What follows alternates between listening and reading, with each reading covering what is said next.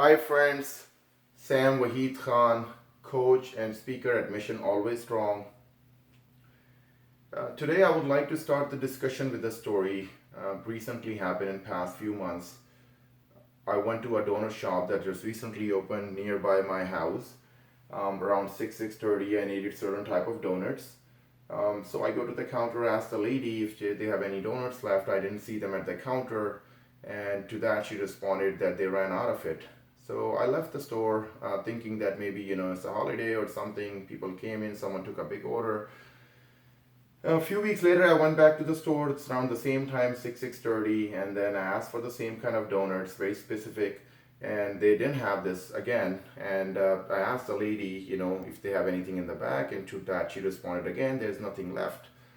So surprisingly, a few months later, I go back into the store looking for the same kind of donuts, and around the same time, 6:30, they literally ran out of it. So this time I asked her, I'm like, every single time I've been coming here for the past few months, and every single time I come around 6:30, you guys don't have these donuts.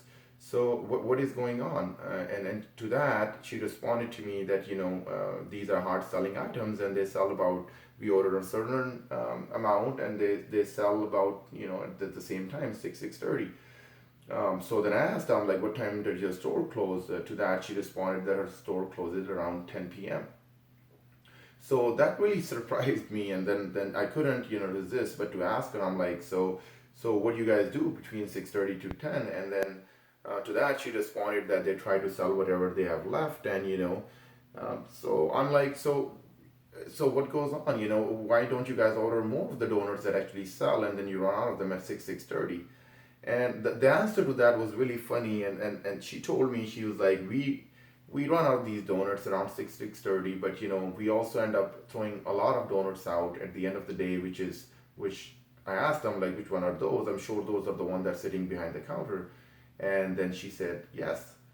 So it was really funny and really surprising to me that a business owner of the company wasn't able to identify that the product that was selling by 6:30 every evening, and while the store stays open till 10, they weren't ordering more of those things, but they were keeping the ones that actually don't sell, and at the end of the day they were throwing them in the garbage. So I expressed this situation to the lady that the businesses have a 80-20 rule, and she looked at me, what is the 80-20 rule?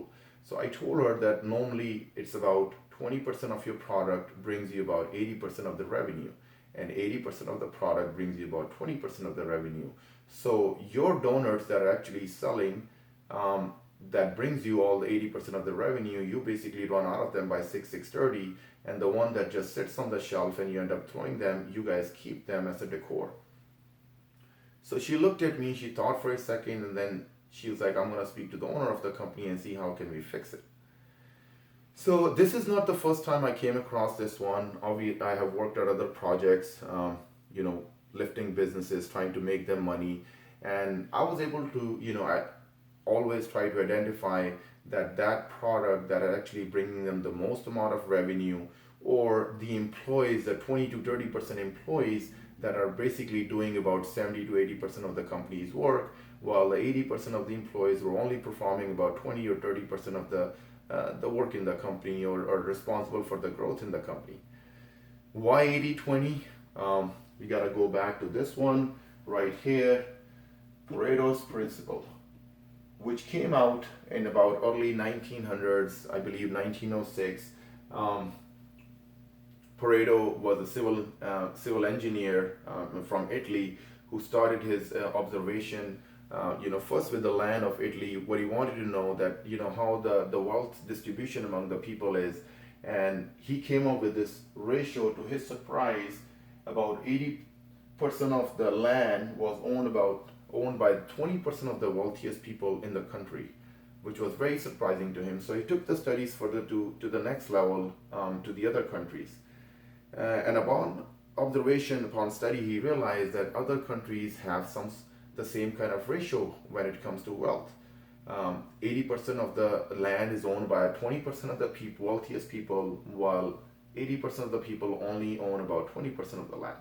So very surprisingly, and then it became more fascinating. the ratio later on came as 80/20. It was applied to so many other businesses. You can go into you can go into mathematics, you can go into biology, you can go to computer sciences, you can go to all three different fields, and somewhere in there you will find this principle as being very effective. Um, Even in sports, for example, one of the studies showed that the baseball team in the USA, about 15% of the team players were responsible for 85% of the team wins in that season. Then basically you take it on further. There's another study that's basically was done on criminology. Dirtling study, and what it says is about 80% of the 80% of the crimes are committed. 80% of the crimes are committed by 20% of the criminals, while 20% of the criminals only perform. While 80% of the criminals only perform other 20% of the crimes. So it just kept on increasing. The ratio kept on becoming more and more obvious as you go through different fields. Microsoft claimed that about 20% of the bugs were responsible for 80% of the crashes into the computer. So if somehow they can fix those 20% bugs, they will be able to rectify that 80% of the issues or the crashes of the computer. Same thing with the programming. When you start writing coding, it's a common phenomenon that about 80% of the coding is easy and it can be done in about 20% of the allotted time, while 20% of the coding is difficult and it requires 80% of the allotted time to complete. So we can keep on going through these ratios again and again, and you'll be surprised that this ratio keeps on going. This rule keeps on going in different fields. You can go in exercise. Instead of trying variety of the exercise, you'll be surprised to know that 30% of the exercises are about responsible for about 70% of the growth, or the maximum growth that you're gonna get, and the rest of the 70% of the exercise are only responsible for your 30% of the growth. So no need to go into that different variety exercises. We can keep on going in different fields. You're gonna find this ratio more and more. Why I wanted to bring it up here, because I do identify this as one of the main problems in business. As every other person tries to become an entrepreneur, try to open businesses, and they go out there try to smash things. I really want you to emphasize on this, that 20% or the 30%. It doesn't have to add up to the total 100 amount. It can be 70/30. It can be 90/10. It can be 60/20. It can be 70/20. The thing is that majority of try to identify that 20% of the product, that 20% of the employees, that 20 to 30% that is actually bringing you all the revenue, that's actually doing all the work for you at the job. That 30% of the employees are actually performing all the duties, and the rest of the 70% that are basically do 30% of the work and look busy and do nothing. So I try to identify that 20 to 30% of the product that brings you all the revenue, the profit, and try to stretch out that 20-30% product to 70 to 80%, and the 80% product that is responsible for only 20% revenue, try to bring it down to 30% or 20%, so it all kind of adds up. So you're collecting your profit exponentially, and then your other revenue or the losses are going down and down. And this can be very helpful. I will highly recommend to look more into that. There's a lot of information on Wikipedia. There are other lectures available as well. Google has a lot of information on it, but this is a very, very important rule that applies to most of the business and a lot of other fields as well.